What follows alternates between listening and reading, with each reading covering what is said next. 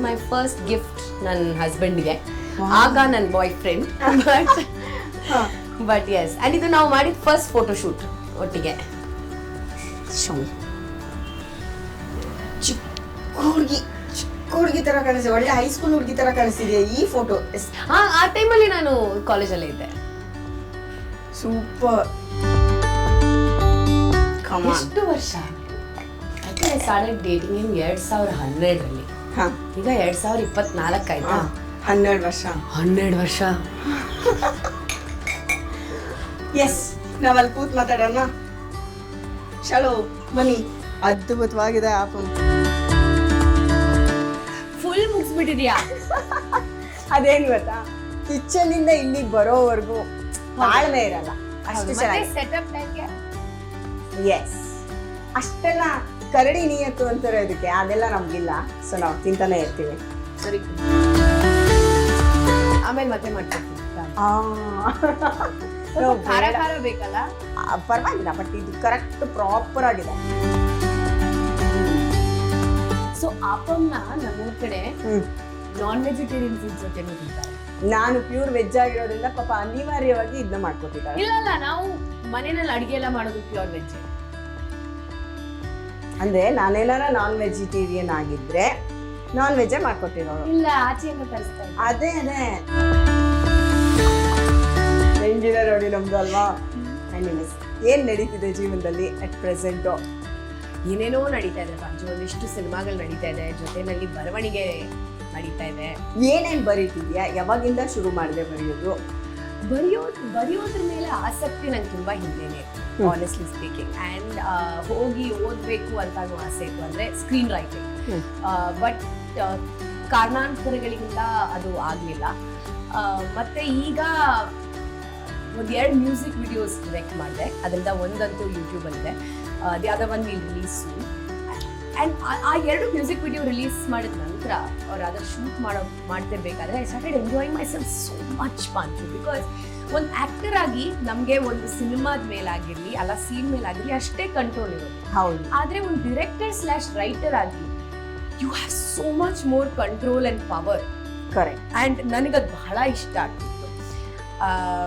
ತುಂಬ ಸತಿ ನಾನು ಸ್ಕ್ರಿಪ್ಟಲ್ಲಿ ಏನೇನು ಓದಿರ್ತೀನೋ, ಸಿನಿಮಾ ನೋಡಿದ ನಂತರ ಓಹೋ ಇದು ಬೇರೆನೇ ಅನಿಸ್ತಾ ಇದೆಯಲ್ಲ ಅಂತ ಅನ್ಸ್ಬಿಡುತ್ತೆ.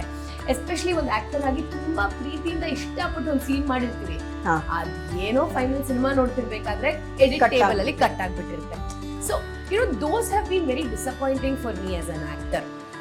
ಪರ್ಫಾರ್ಮೆನ್ಸ್ ವೈಸ್ ಯೋಚನೆ ಮಾಡಿದ್ರೆ, ಹೌದು, ಪರ್ಫಾರ್ಮೆನ್ಸ್ ವೈಸ್ ಯೋಚನೆ ಮಾಡಿದ್ರೆ ಓಹೋ ಹಿಂಗೆಲ್ಲ ಇಲ್ಲ. ಕೆಲವು ಸತಿ ಟೇಕ್ ವಿಚಾರದಲ್ಲೂ ಕೂಡ ಯಾಕೆ ಈ ಟೇಕ್ ಬಂತು, ಆ ಟೇಕ್ ಇನ್ನು ಚೆನ್ನಾಗಿತ್ತಲ್ಲ ಅಂತ ನಮ್ಮ ಮನಸ್ಸಲ್ಲಿ. ಅಲ್ಲ, ನಮ್ಗೆ ಅನ್ಸುತ್ತೆ ಏನೋ ಒಂದು ಟೆಕ್ನಿಕಲ್ ಇಶ್ಯೂ ಆದ್ರೂ ಇದನ್ನ ಚೇಂಜ್ ಮಾಡ್ಬಿಟ್ಟಿರ್ತಾರೆ. ಹೌದು, ಪರ್ಫಾರ್ಮೆನ್ಸ್ ಅಲ್ಲದೆ 100%. ಹಾಗೆ ಆಬ್ವಿಯಸ್ಲಿ ಎಡಿಟಿಂಗ್ ಅಲ್ಲಿ ಕಟ್ ಆಗಿರೋದಕ್ಕೆ ತುಂಬಾ ಕಾರಣಗಳಿರುತ್ತೆ, ಅದು ನಾವು ಹೇಳಂಗಿಲ್ಲ. ಬಟ್ ನಾನು ಹೇಳ್ತಿರೋ ಒಂದು ಆಕ್ಟರ್ ಆಗಿ ಅದು ಮಾಮೂಲಿ ತಾನೆ. ಲೈಕ್ ಐ ಡೂ ಫೀಲ್ ಯಾಕೆ ಅಂತ. ಹೌದು. ಸೊ ನಾನು ಏನ್ ಹೇಳಕ್ ಬರ್ತಾ ಇದ್ದೀನಿ ಅಂದ್ರೆ, ಒಂದು ಡೈರೆಕ್ಟರ್ ಆಗಿ ಅಂತಹ ಚಿಕ್ಕ ವಿಷಯಗಳು it doesn't affect you ಅಲ್ಲ, because ultimately you are sitting at the edit table. Correct. You decide how you want to tell your story. So ನನಗೆ yes, I'm very curious ಹೆಂಗ್ ಬರುತ್ತೆ ನೋಡೋಣ. ಅಂದ್ರೆ ಇವಾಗ ನಾವು ಶ್ರುತಿನ ಬರೀ ಆರ್ಟಿಸ್ಟ್ ಆಗಿ ಅಥವಾ ಹೀರೋಯಿನ್ ಆಗಿ ನೋಡಿದೀವಿ ಅಂದ್ರೆ, ನೆಕ್ಸ್ಟ್ ಫ್ಯೂಚರ್ ಅಲ್ಲಿ screen play, writing, direction, technical ಆಗೂ ನೋಡ್ತೀವಿ ಅಂತ ಆಯ್ತು. ಹೋಪ್ಫುಲಿ. ವಾವ್, 100% ನೋಡೋಣ. ನನಗೆ ತುಂಬಾ ಹೆಮ್ಮೆ ಅನಿಸ್ತಿದೆ ಈಗ. ಬರೀ ಸಿನಿಮಾ ಮಾಡಿದ್ಮೇಲೆ ಹೆಮ್ಮೆ ಯೋಚನೆನೇ ಪಾಸಿಟಿವ್ ಆಗಿರ್ಬೇಕಲ್ವಾ ಫಸ್ಟ್ ಥಿಂಗ್. ಸೊ ಆ ಥರ ಈ ಥಾಟ್ಸ್ ಬರೋದೇ ಕಷ್ಟ ಆರ್ಟಿಸ್ಟ್ಗಳಿಗೆ. ಆ ಥರದ್ದು ಒಂದು ಥಾಟ್ಸ್ ಬರೋದೇ ಕಷ್ಟ. ಅಂದರೆ ಅವ್ರಿಗೆ ಯಾವಾಗಲೂ ಫೋಕಸ್ ಮಾಡೋದು ಅವರು ಸ್ಕ್ರೀನ್ ಮೇಲೆ ನಾನು ಹಿಂಗೆ ಕಾಣಬೇಕು, ನಾನು ಈ ಥರ ಪರ್ಫಾರ್ಮ್ ಮಾಡಬೇಕು, ಈ ಥರದ್ದು ಒಂದು ರೋಲ್ ಬೇಕು ಅನ್ನೋದು. 10 ವರ್ಷದ ಈ ಎಕ್ಸ್ಪೀರಿಯನ್ಸು ನಿಮ್ಗೆ ಎಷ್ಟು ಮಟ್ಟಿಗೆ ತೃಪ್ತಿ ಕೊಟ್ಟಿದೆ ಅಥವಾ ಎಷ್ಟು ಮಟ್ಟಿಗೆ ಬೇಜಾರಾಗಿದೆ? ನಂಗೆ ತುಂಬ ತೃಪ್ತಿ ಕೊಟ್ಟಿದೆ ನಿಜ ಹೇಳಬೇಕಂದ್ರೆ. ಐ ಹ್ಯಾವ್ ಬೀನ್ ಕ್ರಿಯೇಟಿವ್ಲಿ ಇನ್ನೊಂಚೂರು ಮಾಡಬೇಕು ಅಂತ ಖಂಡಿತ ಅನಿಸ್ತಾ ಇದೆ. ಕ್ಯಾರೆಕ್ಟರ್ ವಿಚಾರಕ್ಕೆ ಬಂದಾಗ ತುಂಬ ಜನ ನನಗೆ ಸಿಕ್ಕಿದಾಗಲೂ ಕೂಡ ಅದೇ ಹೇಳೋದು ನನಗೆ, ದಟ್ ನಿಮ್ಮನ್ನ ಕರೆಕ್ಟಾಗಿ ಉಪಯೋಗಿಸ್ಕೊಂಡಿಲ್ಲ, ಉಪಯೋಗಿಸ್ಕೊಳ್ಳೋದಕ್ಕಿಂತ ಜಾಸ್ತಿ ನಿಮ್ಮನ್ನ ಕರೆಕ್ಟಾಗಿ ಚಾಲೆಂಜ್ ಮಾಡಿರುವಂಥ ಕ್ಯಾರೆಕ್ಟರ್ ಇನ್ನೂ ಯಾರೂ ಬಂದಿಲ್ಲ ಅಂತ ಹೇಳ್ತಾರೆ. ಇನ್ಫ್ಯಾಕ್ಟ್ ಕಲೆ ಮಾಸ್ಟರ್ ನನಗದು ತುಂಬ ಹಿಂದೆ ಹೇಳಿದ್ರು. ಆ್ಯಂಡ್ ರೀಸೆಂಟ್ಲಿ ಅವ್ರು ನನ್ನ ಹತ್ರ ಚೀತಾದಲ್ಲಿ ನಾನು ವಿಲನ್ ಕ್ಯಾರೆಕ್ಟರ್ ಮಾಡ್ತಾ ಇದ್ದೀನಿ. ಸೊ ಚಾಲೆಂಜ್ ಇದೆ ಆಕ್ಚುಲಿ. ಚೆನ್ನಾಗಿದೆ. ಸೊ ಅವ್ರು ನನ್ನ ಹತ್ರ ಬಂದು ಈ ಕ್ಯಾರೆಕ್ಟರ್ ಕೊಟ್ಟಿದ ತಕ್ಷಣ ಇದೇ ಮಾತು ಹೇಳ್ತಿದ್ರು, ಗೊತ್ತಾ ಮೇಡಮ್ ಇದು ನಿಮಗೆ ತಕ್ಕಂತೆ ಚಾಲೆಂಜ್ ಮಾಡೋವಂಥದ್ದು ಒಂದು ಸ್ಕ್ರಿಪ್ಟ್ ಇದು ಮೇಡಮ್ ತಗೊಳ್ಳಿ ಅಂತ ಬಂದ್ವಿ. So yes, it was a challenge. So ಹೋದ್ ಕಡೆ ವಿಲನ್ ಆಗಿ ಹೆಂಗ್ ನೋಡೋದು ನಿನ್ನ? ನೀನ್ ನೋಡ್ಕಣೆ, ಅಯ್ಯೋ ಪಾಪ ತರ ಇರೋರ್ನ ಅಯ್ಯೋ ಪಾಪಿ ತರ ಹೆಂಗ್ ನೋಡೋದು? ನೀನ್ ನೋಡು, ನೀನ್ ಸಿನಿಮಾ ಬಂದ್ಮೇಲೆ ನೀನ್ ನೋಡು, ಮಜ್ವಾಗಿತ್ತು. ಮತ್ತೆ ಪ್ರಜ್ವಲ್ ಅವ್ರ ಜೊತೆ ಕೆಲಸ ಮಾಡಕ್ಕೆ ಅವಕಾಶ ಕೂಡ ಅದು, ಬಿಕಾಸ್ ನಾನು ಮಾತಾ ಮತ್ತು ಮಾನಸಿನಲ್ಲಿ ಅವ್ರ ಜೊತೆ ಕೆಲಸ ಮಾಡಿದ್ನಲ್ಲ. ಸೊ ಮತ್ತೆ it was one more opportunity for me to work with him, but different capacity. Maada ಮತ್ತು ಮಾನಸಿ ಆಗಿತ್ತು. ಇದರಲ್ಲಿ ಅವನು ಚೀತಾ, ನಾನು ಶಂಕರಿ. ಓಕೆ. ಸೊ ಒಂದೇನೋ ಬೇರೆ ತರದ ಸೌಂಡ್ ಇದೆ ಇದು. ಸಿನಿಮಾನೇ ಒಂಥರ ಬೇರೆ ತರದ್ದೇ ಇದೆ. ಅದು ಸಿನಿಮಾ ಬಂದಾಗ I am very excited to see how the Kannada audience will react to a mass film like this. Anyway, so yes, 10 ವರ್ಷ ತುಂಬಾ ತೃಪ್ತಿ ಆಗಿದೆ ಕಣೆ. ನನಗೆ ತೃಪ್ತಿದು ಏನು ಕಮ್ಮಿ ಅನಿಸ್ತಾ ಇಲ್ಲ. ಅಂಡ್ ತುಂಬಾ ತುಂಬಾ ಮಜವಾಗಿ ನಾನು ಕೆಲಸ ಮಾಡಿದೆ ಅಲ್ವಾ? ತುಂಬಾ ಮಜಾ ಮಾಡ್ಕೊಂಡು I had so much fun in my career. ಅಲ್ಲ, ಅದು ಗೊತ್ತಾಗ್ತಿದೆ ಬ್ರೋ. ನಾವಿಲ್ಲಿ 1 hour ಶೂಟ್ ಮಾಡ್ತಿರೋದೇ ಇಷ್ಟೊಂದು ಫನ್ ಆಗಿರ್ಬೇಕಾದ್ರೆ, ಇನ್ನು ಡೇಸ್ ಏನು ಅಂದರೆ ಒಂದು 60 days 30 days ಈ ಥರ ಎಲ್ಲ ಕೆಲಸ ಮಾಡುವಾಗ ಫೀಲ್ ಲೈಕ್ ಅ ಫ್ಯಾಮಿಲಿ ಅಲ್ವಾ? Okay, feel like a family. ನಾವೆಲ್ಲ ಒಂದೇ ಒಂದು ಗುರಿ ಇದೆ ನಮ್ಮೆಲ್ಲರಿಗೂ. ಅಂದ್ರೆ 100 ಜನ ಸೆಟ್ಟಲ್ ಇದ್ವಿ, all combine together to achieve one particular thing. ಅದರಲ್ಲಿ ಖಂಡಿತ ಮ್ಯಾಜಿಕ್ ಇರುತ್ತೆ ಇದು. ಸೊ ಆ ಮ್ಯಾಜಿಕ್ ನನಗೆ ಅದೊಂದು goose bump thing, you know, when so many people come together ಆ ಒಂದು ಸೀನ್ಗೆ, ಆ ಒಂದು ಇಮೋಷನ್ಗೆ. ಕರೆಕ್ಟ್. ಅದು ಇಟ್ಸ್ ಅ ಹಂಬ್ಲಿಂಗ್ ಪ್ರಾಸೆಸ್. ನಾನು ಪವನ್ ಸರ್ ಸಿಕ್ಕಾಗ, ಅಂದ್ರೆ ಪವನ್ ಕುಮಾರ್, ಹೌದು ಪವನ್ ಕುಮಾರ್ ಅವ್ರು ಸಿಕ್ಕಾಗ ಅದು ಸುಮಾರು ಒಂದು ಸ್ವಲ್ಪ, ಅದು ಆ್ಯಕ್ಚುಲಿ ನಾವು ಗಾಳಿಪಟ ಟೈಮಲ್ಲಿ ಸಿಕ್ಕಿದ್ದು, ಅಂದರೆ ಟೂ ಅವ್ರು ಮಾಡಿರೋ 2. ಸೊ ಆ ಟೈಮಲ್ಲೆಲ್ಲ ಆ್ಯಕ್ಚುಲಿ ನೆನೆಸ್ಕೊಂಡಿದ್ದೀವಿ, ಅಂದರೆ ಅಪಾರ್ಟ್ ಫ್ರಮ್ ಶೂಟ್. ಅಯ್ಯೋ, ಅದು ಈ ಅವಾಗ ಅನ್ನೋ ಥರ ಆಗ್ಬಿಡ್ತಲ್ಲ, ನಮಗಿನ್ನು ಇವಾಗ ಅನ್ನೋ ಫೀಲಲ್ಲೇ ಇದ್ದೀವಿ ನಾವು. ಬಟ್ ಅದು ಇಯರ್ಸ್ ನೋಡಿದ್ರೆ ಅವಾಗ ಅನ್ನಂಗಾಯ್ತು, ಈಗ ಅವಾಗೂ ಇವಾಗೂ ಅನ್ನಂಗೆ ಆಗ್ಬಿಟ್ಟಿದೆ ಅಲ್ವಾ? ಈಗ ಮತ್ತೆ ಪವನ್ ಕುಮಾರ್ ಅವ್ರನ್ನ ಹೆಂಗನ ಮಾಡಿ ಇನ್ನೊಂದು ಲೂಸಿ ಆ ಥರ ಏನಾರು ಒಂದು ಮಾಡಿ ಅಂತ ಬೇಡ್ಕೊಳ್ಳೋ ಸ್ಥಿತಿಗೆ ಬಂದ್ಬಿಟ್ಟಿದ್ದೀವಿ. ಅವ್ರು ಹಂಗಾಗಿ ಹೋಗ್ಬಿಟ್ಟಿದ್ದಾರೆ. ಏನು ಕೊಡೋದು ಹೊಸದಾಗಿ, ಏನು ಮಾಡೋದು ಹೊಸದಾಗಿ ಅನ್ನೋ ಥರ ಇದೆ. ನಿಮ್ಗೆ ಹೆಂಗೆ ಫೀಲ್ ಆಗ್ತಿದೆ ಇದು? ನನ್ಗೆ ತುಂಬ ಹೊಸ ಥರದ ಸಿನಿಮಾಗಳು ಬರ್ತಾ ಇದೆ ಅಂತಾನೆ ಅನಿಸ್ತಾ ಇದೆ. ತುಂಬ ಅಪ್ಡೇಟೆಡ್ ಆಗಿದ್ದೀವಿ ಅಲ್ಲ. ವೆರಿ ನೈಸ್ ಕನ್ನಡ ಫಿಲ್ಮ್ಸ್ ಇತ್ತೀಚೆಗೆ. ಇನ್ಫ್ಯಾಕ್ಟ್ ಮೊನ್ನೆ ಎಷ್ಟೊಂದು ಸಿನಿಮಾಗಳು ಹೇಳಕ್ ಹೋದ್ರೆ, ಫೋಟೋ ಅಂತ ಒಂದು ಸಿನಿಮಾ ಬಂತು, ಪ್ರಕಾಶ್ ರಾಜ್ ಸರ್ ಪ್ರೆಸೆಂಟ್ ಮಾಡಿದ್ರು ಆ ಸಿನಿಮಾನ. ಅದ್ಭುತವಾಗಿರುವಂಥ ಚಿತ್ರ ಅದು. One of my favourite Kannada film. ಸ್ಥಿತಿ ಆದ್ಮೇಲೆ ನಂಗೆ ಬಹಳ ಇಷ್ಟ ಆಗಿದ್ದು ಫೋಟೋ. ಬ್ಲಿಂಕ್ ತುಂಬಾ ಇಷ್ಟ ಆಯ್ತು, ಚೈತ್ರ ಮತ್ತೆ ದೀಕ್ಷಿತ್ ಮಾಡಿದ್ದು. ಸಪ್ತಸಾಗರ ಆಚೆ, ಅಯ್ಯೋ ಐ ಲವ್ ದಟ್ ಫಿಲ್ಮ್. ಅದು ಹಾರ್ಟ್ ಗಟ್ಟಿಗೆ ಹಿಡ್ಕೊಂಡು ನೋಡ್ಬೇಕು, ನಂಗೆ ಬಹಳ ಇಷ್ಟ ಆ ಸಿನಿಮಾ. ಮತ್ತೆ ಎಷ್ಟೊಂದಿದೆ. ಈಗ ಅವರು ಡೈರೆಕ್ಟರ್ ಜೊತೆ ಕೆಲಸ ಮಾಡಿದಿರಲ್ಲ? ಹೌದು, ಹೇಮಂತ್ ಜೊತೆ. ಈಗ ಸಪ್ತಸಾಗರದಾಚೆ ನೋಡಿದಾಗ ಅಲ್ಲಿ ನಾನು ಇರ್ಬೇಕಿತ್ತು ಅಂತ ಏನಾದ್ರು ಅನ್ನಿಸ್ತಾ? ಯಾವ್ದಾದ್ರು ಒಂದು ರೋಲು ಹಂಗೆ? ಅದು ನಾವು ಎಲ್ರಿಗೂ ಕಲಾವಿದರಾಗಿ ನಾವ್ ಈ ಪಾತ್ರನ ಮಾಡಿದ್ರೆ ಹೇಗಿರುತ್ತೆ ಅಂತ ಇಮ್ಯಾಜಿನ್ ಖಂಡಿತ ಅದು ಸಹಜನೇ. ಇನ್ಫ್ಯಾಕ್ಟ್ ಅನ್ಸ್ಲಿಲ್ಲ ಅಂದ್ರೆ I think there is something wrong ಅನ್ಸುತ್ತೆ. ಆದ್ರೆ ಇದು ನಾನು ತುಂಬಾ ನಂಬುವಂಥದ್ದು ಒಂದು ವಿಷಯ. ಒಂದು ಸಿನಿಮಾ ಯಾವಾಗಲೂ ಸಿನಿಮಾಗೆ ಯಾರು ಬೇಕು ಆ ಸಿನಿಮಾ ಆಯ್ಕೆ ಮಾಡ್ಕೊಳ್ಳುತ್ತೆ. So the film chooses its people. ಸಪ್ತಾಗೆ ಹೇಮಂತು, ರಕ್ಷಿತ್ತು, ರುಕ್ಮಣಿ ಮತ್ತೆ ಚೈತ್ರಾನೇ ಬೇಕು, you know, and Advait. Advait was the cinematic picture, and that is what could make Sapta, and Charan, of course. Okay. So yes, no regrets, but ಹೌದು, it's a beautifully written character ಅಲ್ಲ. ಒಂದಿಷ್ಟು ಹೆಣ್ಮಕ್ಳಿಗೆ ನಿಜವಾಗ್ಲೂ ಎಲ್ಲರೂ ಪುಣ್ಯ ಮಾಡಿ ಅದ್ರಲ್ಲಿ ಆಕ್ಟ್ ಮಾಡಿರೋ. It's also the way she would do it. Ruku also did it also. ಅವ್ರಿಗೆ ಅಂತ ಇಷ್ಟ ಆಗ್ಬಿಟ್ರಪ್ಪ. ಹೌದು, ನನಗೆ ಬಹಳ ಇಷ್ಟ. ಇದು ರೀಸೆಂಟ್ಲಿ ಅದ್ರ ನಂತರ ಒಂದಿಷ್ಟು OTTs ಬಂದಿರೋದ್ರಿಂದ so many films that we get to watch ಅಲ್ವಾ, ಬೇರೆ ಬೇರೆ ಭಾಷೆಗಳಿಗೂ ಕೂಡ ಎಷ್ಟೊಂದಿದೆ. I have enjoyed so many films in the recent past. Shruti, ನಿನ್ನ ಮಾತಲ್ಲಿ ಎಷ್ಟು ಮೆಚುರಿಟಿ ಇದೆ ಅಂದರೆ, ಡೇ 1 ನಾವಿಬ್ರು ಮೀಟ್ ಮಾಡಿದ್ದು ಜಸ್ಟ್ ಬೈಟ್ಗೆ, 1 ಬೈಟ್, ಸಿಂಗಲ್ ಬೈಟ್ ತಗೊಳಕ್ಕೆ, ವಿಶಸ್ ಬೈಟ್ಗೆ. ಅವತ್ತಿನ ಶ್ರುತಿಗೂ ಆ ಗಾರ್ಡನ್ ಅಲ್ಲಿ ಪ್ರೆಸ್ ಪ್ರೆಸ್ ಕ್ಲಬ್ ಇದ್ರಲ್ಲಿ ಹೌದು ಅವತ್ತಿನ ಶ್ರುತಿಗೂ ಇವತ್ತಿನ ಶ್ರುತಿಗೂ ಆ ಗ್ರಾಫ್ ವಯಸ್ಸಾಗೋಯ್ತು ಕಡೆ. ಹಂಗ ಅನ್ಕೋಬಾರ್ದು, ಹಂಗ್ಯಾಕೆ ಅನ್ಕೋಬೇಕು? ಅದೆಲ್ಲ ನಂಬರ್ ಅಷ್ಟೇ. ಮಾತಾಡ್ಬಿಡ ಸುಮ್ಮನೆ ವಯಸ್ಸಾಗೋಯ್ತು ಅಂದ್ರೆ ನೀನೇನೆ ಹಿಂಗೆ ಅಂದ್ಕೊಳ್ಳೋದು ಎಷ್ಟು ಸರಿ?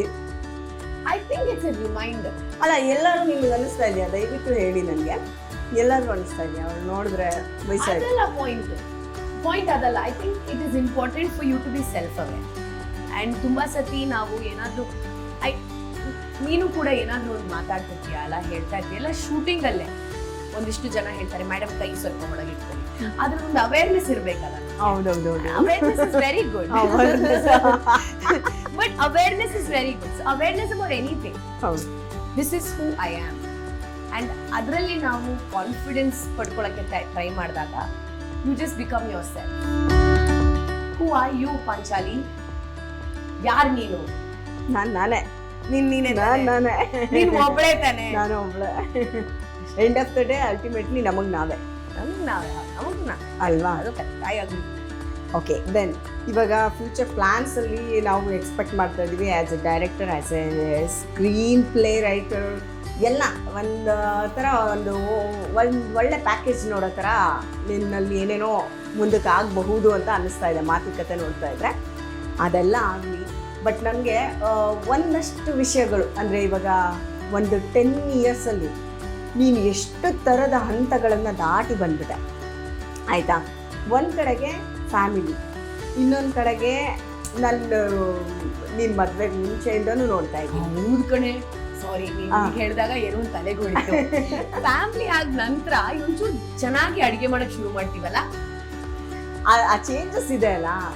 ಈಗ ಒಬ್ಬ ಆರ್ಟಿಸ್ಟ್ ಆಗಿ ಆ ಚೇಂಜ್ಗಳನ್ನ ಹೆಂಗೆ ನಿನ್ನಲ್ಲಿ ನೀನು ಅಕ್ಸೆಪ್ಟ್ ಮಾಡ್ಕೊಂಡೆ? ಈಗ ನಾನು ಲಾಸ್ಟ್ ಟೈಮ್ ಎಲ್ಲ ನೋಡಿದಾಗ ಬಂದ್ಬಿಟ್ಟು ಯಾವುದೋ ಶೂಟಿಂಗ್ ಮುಗಿಸ್ಕೊಂಡು ಬಂದು ಹಂಗೆ ನಂಗೆ ಒಂದು ಶೂಟ್ ತಿನ್ನಿಸಿ, ನೀನು ಒಂದು ಶೂಟ್ ತಿಂದು ಮತ್ತೊಂದು ಶೂಟ್ಗೆ ಹೋಗೋದು, ಈ ಥರ ಎಲ್ಲ ಇರ್ತಿತ್ತು. ಬಟ್ ಈಗ ಲೈಫ್ ಹೆಂಗೆ ಚೇಂಜ್ ಆಗಿದೆ ನಿಂದು? So much. ನನ್ನ ತಲೆ ಅರ್ಧಕ್ಕರ್ಧ ಮನೆಯಲ್ಲೇ ಇರುತ್ತೆ. ಮನೆಯಲ್ಲಿ ಈ ಕೆಲಸ ನಡೀತಾ, ನಾಳೆ ಬೆಳಗ್ಗೆ ಇಡ್ಲಿನ ಇಡ್ಲಿಗೆ ಅಕ್ಕಿ ಆಗ್ಬೇಕು, ಸರಿ ಓಕೆ ಮಧ್ಯಾಹ್ನಕ್ಕೆ ಏನ್ ಮಾಡೋದು, ಅನ್ನ ತಾನೇ, ಅನ್ನದ ಜೊತೆ ಏನಾದ್ರು ಪಲ್ಯ ಇದೆಯಾ, ಪಲ್ಯಗೆ ಏನ್ ಬೇಕು. ಸೊ ಮನೆದೊಂದಿಷ್ಟು ಯೋಚನೆಗಳಿದೆಯಲ್ಲ, ಅದು ನನಗೆ ಮೇನ್ ಆಗಿ ನಾನು ಅದನ್ನ ಅಷ್ಟು ಯೋಚನೆ ಮಾಡಕ್ ಶುರು ಮಾಡಿದ್ದು ಮಗು ಆದ್ಮೇಲೆ. ಆಕ್ಚುಲಿ ಮದುವೆ ಆದ್ಮೇಲೆ ಲೈಫ್ ಚೇಂಜ್ ಆಗಲ್ಲ, ಮಗು ಆದ್ಮೇಲೆ ಲೈಫ್ ಚೇಂಜ್ ಆಗೋದು. ಕರೆಕ್ಟ್. ಸೊ ನನಗೆ ಒಂದು ಆರ್ಟಿಸ್ಟ್ ಆಗಿ ಮುಂಚೆ how my focus 100% focus Panchu, ನಿಜವಾಗ್ಲೂ ಹೇಳ್ತೀನಲ್ಲ. ನನಗೆ ಮನೆ ಕಡೆ ಕೂಡ ನಮ್ಮ ಅಮ್ಮ ಅವ್ರ ಪಾಡಿಗಿದ್ರು, ನಮ್ಮ ಅಜ್ಜಿ ಅವ್ರ ಪಾಡಿಗಿದ್ರು. So I didn't have to really do anything. They were fine, they were self sufficient. ಮಗು ಆದ್ಮೇಲೆ ಇದೆಯಲ್ಲ ಮಜಾ. ಎಲ್ಲದಕ್ಕೂ ಅಮ್ಮ ಅಂತಿದ್ವಿ, ಈಗ ಇನ್ನೆಲ್ಲದಕ್ಕೂ ಅಮ್ಮ ಅನ್ನಕ್ ಇನ್ನೊಬ್ರು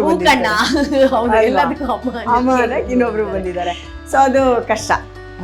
ಕಷ್ಟಕ್ಕಿನ್ನ ಇಷ್ಟಪಟ್ಟೆ ಆ ಕಷ್ಟನ ಅಕ್ಸೆಪ್ಟ್ ಮಾಡ್ಕೊಂಡಿರ್ತೀವಿ ನಾವು, ಯೂಸ್ ಆಗಿ ಹೋಗ್ತೀವಿ ಒಂದು. ಅಂಡ್ ಇನ್ನೊಂದು ನಾನು ಇದನ್ನ ಮತ್ತೆ ಹೇಳ್ತಾ ಇರ್ತೀನಿ, ಒಂದು we are responsible for that one life. ಅದು ಒಂದು ದೊಡ್ಡ ರೆಸ್ಪಾನ್ಸಿಬಿಲಿಟಿ, ಮಾಮೂಲಿ ಅಲ್ಲ. ಹೌದು. ಅಂಡ್ ಪೇರೆಂಟಿಂಗ್ ಕೂಡ ಚೇಂಜ್ ಆಗಿದೆ.